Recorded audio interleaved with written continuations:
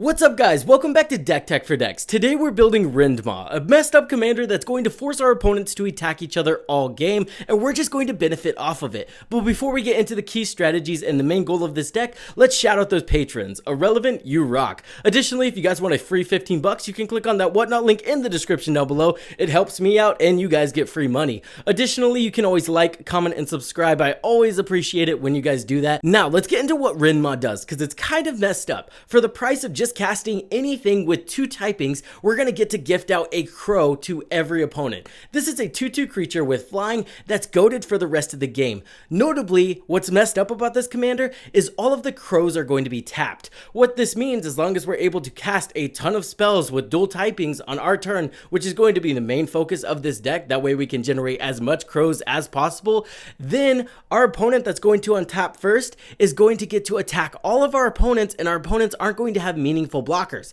because all of those crows are tapped. And then, since that player attacked with all of their crows, those crows are going to be tapped, letting player 2 or 3 attack into them without any blockers as well. Basically, since they're staying tapped the entire duration of the game, this guy's going to make it to where they're constantly having to deal damage to each other, which is amazing. Notably, you do want to focus down the player with the sack outlets, that way they can't just sacrifice your crows, so that's going to be your main goal with this deck. Additionally, we're going to be playing Coat of Arms, one of the best cards in this deck. It's just going to buff the amount of creatures, or it's going to buff your creatures equal to the amount of creatures with the same type on the battlefield. And that's going to work for everybody. So that's going to make sure your opponents are killing each other very quickly. And then the other goal of the deck is to just benefit off of creatures dying, right? As long as we're gifting out a ton of creatures, we might as well benefit off of whenever they die. So stuff like Massacre Worm's going to be amazing here. We're playing a ton of other stuff to give us advantage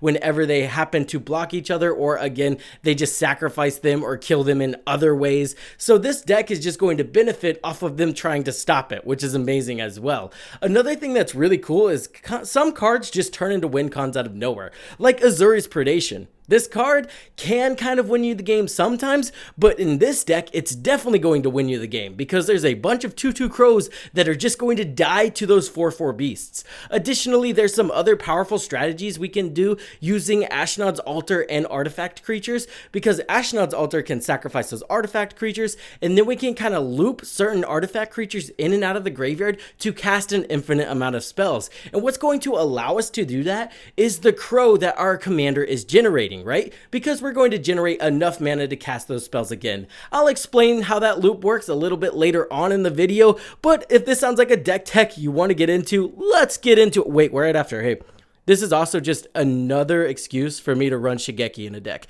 I know, it's weird, but we found a way to throw Shigeki in another Golgari deck, and it makes sense. It's one of the best cards in the deck because it has dual typings, it returns itself to the hand, it mills you a ton, you want a big graveyard, but anyway, yeah, we put Shigeki in another deck, guys. We got there. Now let's get into this deck tech. The first thing I want to talk about is the payoffs we're going to be netting off of all of these creatures dying. We're going to gift out a ton of creatures, they're going to die fairly often, and we want to benefit off of that. Species Specialist is absolutely broken here because it just says whenever a creature of the chosen type dies, you get to draw a card. So this is going to work whenever one of our opponent's crows dies, whenever one of our crows dies. This guy's going to provide an insane amount of card advantage. Thank God it's a May ability, right? Demon of Dark Schemes and Massacre Worm are absolutely all stars in the deck. Demon of Dark Schemes is not only going to wipe the board, getting rid of all the crows on the battlefield, but additionally, it's going to be a powerful reanimation piece since we are going to be netting a ton of energy. Massacre Worm is also extremely busted here because it's going to make an opponent lose 2 life whenever a creature they control dies,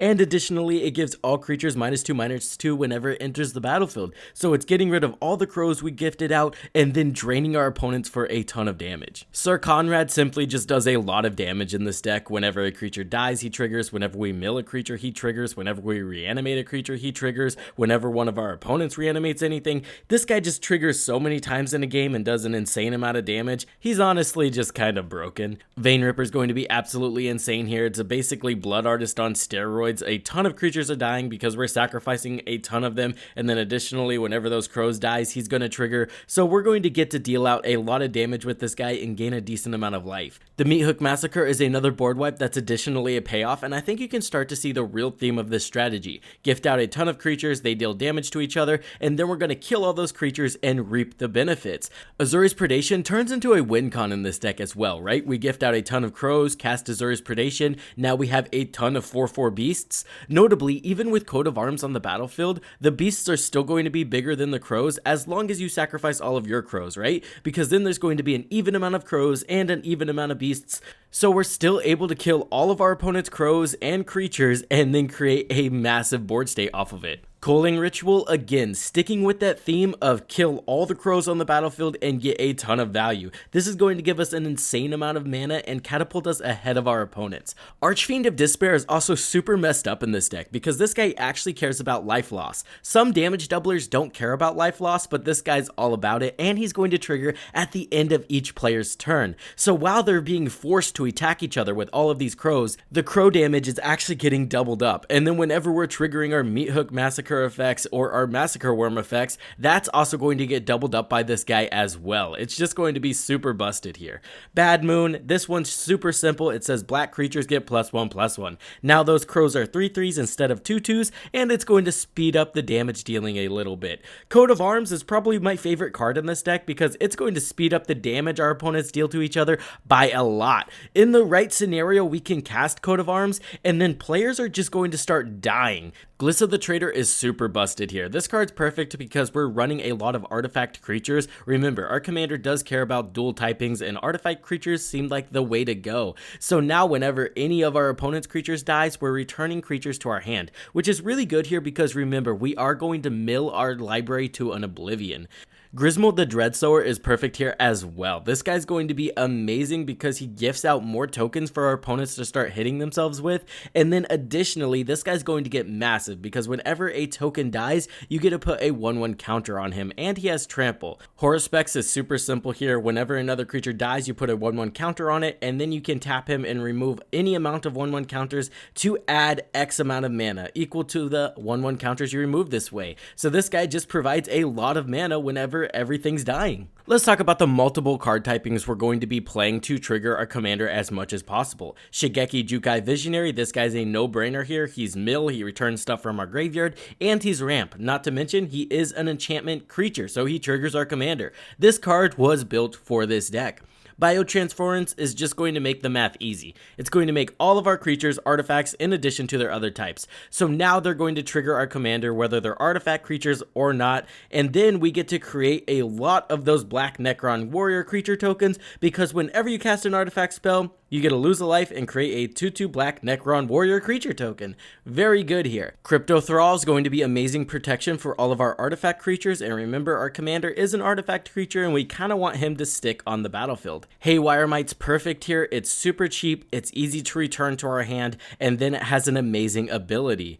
Nyx Weaver, again, amazing here. Not only does it have dual typings, but it helps us mill our library, which is what we want to do with this deck, and then it can even help us bring back a card that we milled back to our hand. Grist is also super useful here since he's a creature planeswalker on the stack, and then additionally that -2 is really good just to remove a creature, not to mention his mill isn't crazy and he's easy to return to our hand and pretty cheap to cast. Armix is going to be awesome here. Any deck that runs a lot of artifacts and or artifact creatures, Armix has always overperformed for me. This guy just keeps all of your opponent's threats off the battlefield and feels super oppressive to play against. Enduring Vitality is a new card that's an enchantment creature. It gives all of our creatures the ability to tap for mana, which we are creating a lot of crows that are goated, so instead of having to attack with them, we can just tap them for mana, which can be pretty useful because you can tap them for mana and then sacrifice them for mana, and then we get a ton of value off of that. In a deck that just wants to sacrifice our fodder creatures, this just gives us a little bit more value off of them whenever we're doing that. And then additionally, when Enduring Vitality dies, if it was a creature, we get to return it to the battlefield under our control as an enchantment that's not a creature. So it's just really hard to get rid of also. Mirror Retriever, Scrap Trawler, and Junk Diver all have amazing synergy with our commander. Not only are they kind of a pseudo Eternal Witness in this deck, all we have to do is sack them instead of them entering the battlefield, but additionally with Ashnod's Altar on the battlefield, they net us infinite mana, infinite die triggers, and infinite casts. What's going to happen here is we need Ashnod's Altar, our commander, and then 2 of these in our hand. We're going to cast Mirror Retriever Retriever, that's going to net us a Crow, and then it's going to net us a Mirror Retriever, right? Then we sacrifice the Mirror Retriever and the Crow to the Ashnod's Altar. We now have 4 mana. Then we cast Junk Diver and then return Mirror Retriever to our hand when we sack the Junk Diver to our Ashnod's Altar. Now again, that's going to net us 4 mana because Junk Diver is also going to make a Crow whenever he ETBs, and we're sacking everything to Ashnod's Altar. Now we have an infinite amount of colorless mana, and we can give everybody an infinite amount of Crows. Now, this goes without saying, with any of our die trigger payoffs, our opponents are probably just going to die here. And then if we don't have any of our die triggered payoffs and we give everybody infinite Crows, this is how it's going to shake down. What's going to happen is your first opponent is going to kill either one of your other opponents, and then that opponent is forced to kill your other opponent, so you're actually able to untap with those Crows as long as no one board wipes or anything, right? So you still end up on top even if you give everybody infinite amount of creatures and pass the turn. Moving on, let's talk about another way we can easily trigger our commander using lands. Remember, our commander triggers whenever we play a card with multiple card types, so it works for artifact lands and enchantment lands. So we're going to be playing cards to abuse that. Dryad of Illusion Grove, really good here because it's an enchantment creature, so it also triggers our commander, and then it allows us to play additional lands. So now we're playing more lands with dual typings from our graveyard. Life from the Loam returns those lands to our hand, and then we're going to put them back in the graveyard. Exploration allows us to play additional lands. The Gitrog Monster, again, another way to not only put those artifact and enchantment lands in our graveyard, but additionally he allows us to play additional lands. So as long as we have Ramanat Excavator or even Life from the Loam, we're able to sacrifice those multiple typing lands and then return them to our hand. We're also playing Treasure Vault, which is really good because you can spend 0 for this land and just put it directly into the graveyard. So if you have a way to play additional lands and Ramanat Excavator on the battlefield, all you have to do is cast Treasure Vault or play Treasure Vault, sack it, play it, sack it, play it, since it doesn't enter tapped, and you're just going to make an insane amount of Crows for everybody off of that. We also get to play the new Winter here because he synergizes amazingly with our strategy. Not only does he mill 3 cards whenever he attacks, but additionally he's a powerful reanimation piece. 9 times out of 10 we only have to exile 2 cards with his instep trigger, and then we're reanimating something busted from our graveyard. Imhotep the Stormlord is going to be amazing here. Remember, we are looping a lot of artifacts in and out of the graveyard, so now whenever we're doing that, we're creating a massive army. This guy also goes infinite with Mirror Retriever loops, and he's just synergistic in the deck overall. Insidious Roots, again, we're going to have a ton of cards entering and leaving our graveyard. So now whenever that's happening, we're just generating these plant tokens for free that tap for mana and get bigger. So it's just free value. Pitiless Plunderer is another payoff, but it only works for us, so I kind of put it in a separate category. But now whenever we're sacrificing any of those Crows, we're generating treasure tokens, and that's just going to be busted. I also forgot to mention we are running Revels in Riches, which is an amazing payoff here. Whenever those Crows are dying, we're generating a lot of mana, and sometimes maybe we just untap and accidentally win the game. We take those. Moving on to the more general value pieces of the deck, we have Ashnod's Altar. This is an amazing way to turn our Crows into value, and again, it can create some insane scenarios where we just go infinite. Warren Soul Trader, again, this is another way we can get value off of those Crows just by sacrificing them and generating value. This is also going to trigger all of our other effects that care when creature dies. This is absolutely insane with something like a Pitiless Plunderer, because now you're sacrificing 1 creature and getting 2 mana. Kind of crazy.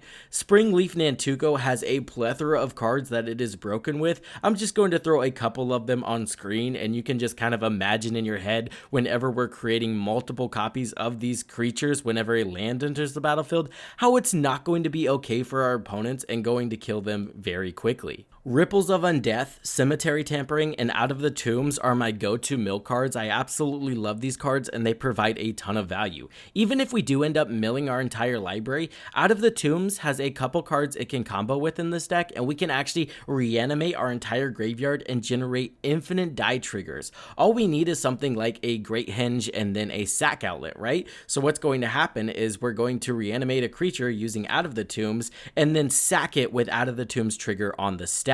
This allows us to actually keep reanimating the same creature over and over again. That way we can go ahead and get infinite die triggers and kill the entire table. Pretty simple. Greater Good is really good here as well. We're actually playing a decent amount of pretty big creatures. It's also not terrible just to get the things you need in the graveyard. Like, you would definitely sacrifice a crow, draw 2 cards, discard 3 cards to get a creature you need to reanimate in the graveyard. That's very doable.